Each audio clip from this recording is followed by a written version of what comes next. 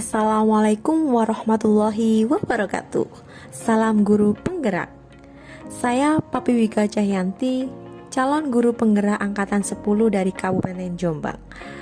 Pada video ini saya akan memaparkan kesimpulan dan refleksi pemikiran Ki Hajar Dewantoro untuk memenuhi tugas modul 1.1.A.8 koneksi antar materi.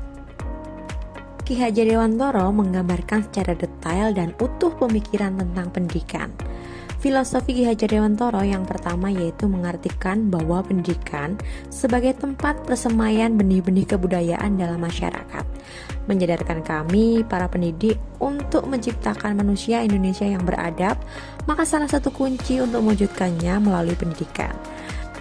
Filosofi Ki Hajar Dewantoro yang kedua yaitu berkaitan dengan dasar-dasar pendidikan yang menuntun. Ki Hajar Dewantoro menjelaskan bahwa tujuan pendidikan yaitu menuntun segala kodrat yang ada pada anak-anak agar mereka dapat mencapai keselamatan dan kebahagiaan setinggi-tingginya baik sebagai manusia maupun sebagai anggota masyarakat.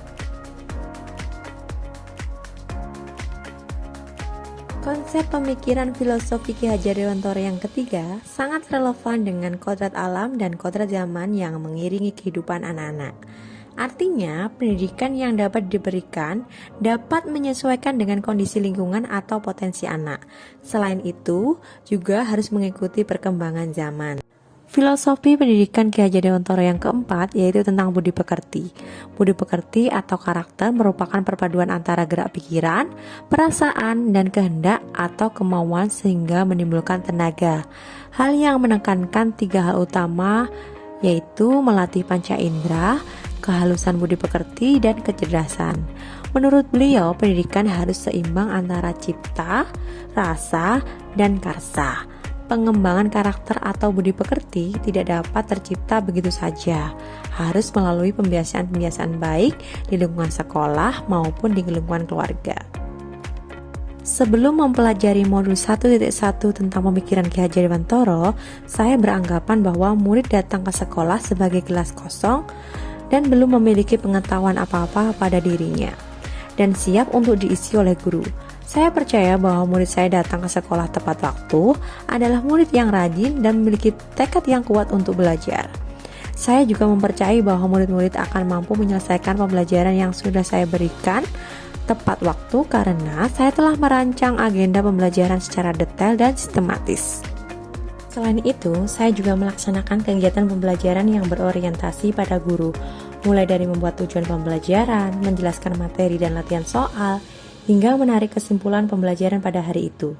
Saya percaya bahwa pembelajaran di kelas harus dilaksanakan sesuai dengan tuntutan kurikulum, tidak peduli murid telah siap menerima materi selanjutnya atau tidak, karena saya fokus hanya pada ketercapaian materi saja. Setelah saya mempelajari filosofi pendidikan Ki Hajar Dewantoro, saya menyadari bahwa pemikiran saya tentang murid sebagai gelas kosong yang siap diisi dan pembelajaran yang masih berpusat pada guru tidak sesuai dengan pemikiran beliau. Setelah saya menjalani proses belajar tahap demi tahap, mulai dari diri untuk memahami materi, hingga berlatih mengeksplorasi kekurangan diri dan upaya perbaikannya, maka saya merubah pemikiran dan perilaku saya terkait dengan pendidikan dan pengajaran. Perubahan pemikiran saya yaitu yang pertama, murid bukanlah gelas kosong ataupun kertas kosong, melainkan kertas yang terdapat tulisan yang buram. Disinilah peran guru bagaimana menebalkan tinta yang buram itu menjadi tulisan yang jelas terbaca. Artinya, pada hakikatnya setiap murid telah memiliki bekal pengetahuan dan kemampuannya sendiri. Namun, potensi tersebut perlu dilatih dan dikembangkan hingga mereka menguatkan kodratnya dengan baik. Yang kedua, murid yang datang terlambat bukan berarti mereka tidak memiliki tekad yang kuat untuk belajar. Disinilah saya mulai mencoba untuk memahami kondisi murid, apa yang mereka hadapi dan alami dalam kehidupannya. Yang ketiga, tidak semua murid memiliki kemampuan dan kecepatan yang sama dalam memahami sesuatu. Saya mulai mencoba untuk mengelola pembelajaran agar setiap murid dapat melaluinya sesuai dengan kemampuan dan gaya belajarnya masing-masing, memberikan mereka ruang kreativitas belajar yang berbeda, hingga akhirnya mereka menemukan sendiri arti merdeka belajarnya. Yang keempat, guru bukanlah sumber utama belajar. Saya mencoba mengeksplorasi beberapa sumber informasi yang dapat mereka gunakan. Artinya, pendidik sebagai pamong menuntun dan mengarahkan segala potensi yang ada pada murid menjadi hal yang bermanfaat dalam kehidupannya, baik sebagai individu maupun bagian dari masyarakat. Yang kelima, setiap murid memiliki kebutuhan belajarnya masing-masing. Disinilah saya mulai mencoba memahami apa yang sebenarnya mereka butuhkan. Untuk memperbaiki sistem pengajaran yang saya lakukan, saya akan menerapkan beberapa strategi yang sesuai dengan pemikiran Ki Hajar Dewantara. Di antaranya, yang pertama, saya akan melakukan asesmen awal non-kognitif dan pemetaan bakat minat potensi murid.